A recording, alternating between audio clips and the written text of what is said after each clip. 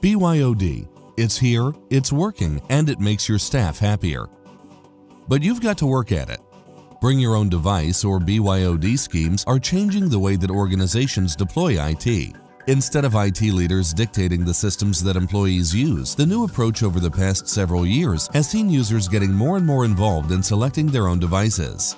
BYOD supporters say that the model liberates users to be more effective, but critics say it can lead to a loss of control or even security. To find out the true state of play in BYOD today, Fujitsu commissioned IDG Connect to research and analyze the feelings of 250 IT and business decision makers across 6 regions: the UK, Germany, France, the US, the Middle East, and Sweden.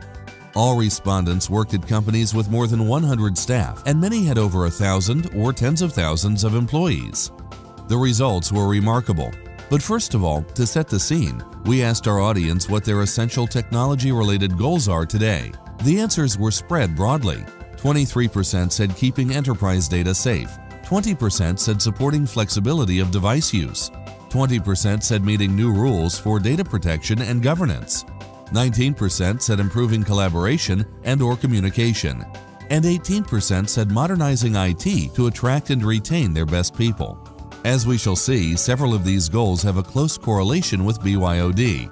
We found that far from being a trend that only applies to leading-edge adopters, BYOD is already well established.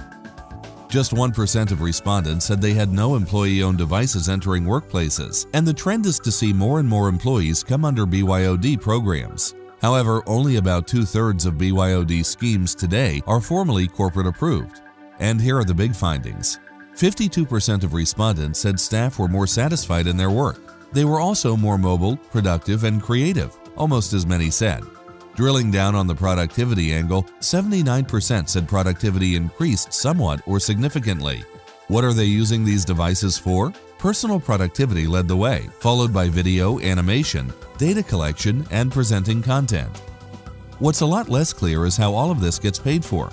Today, in 35% of cases, employers are paying directly. In 29% of cases, the employee pays for and owns the device. And in 24% of cases, there is some sort of subsidy and the employee selects from an approved list of devices. So BYOD is very much here, but it requires some security controls. 83%, more than 4 in 5 of respondents, said security challenges had increased significantly or somewhat. They fear lost information, virus and malware incidents, a heavier admin load, and in some cases lost productivity.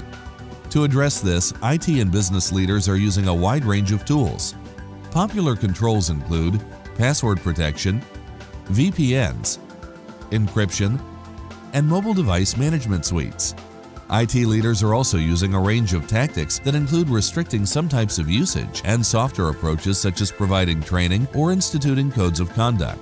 So, in a nutshell, we found that BYOD is well entrenched, but enterprises need to ensure controls are in place to ensure that they get all the benefits of these policies without losing control of their assets.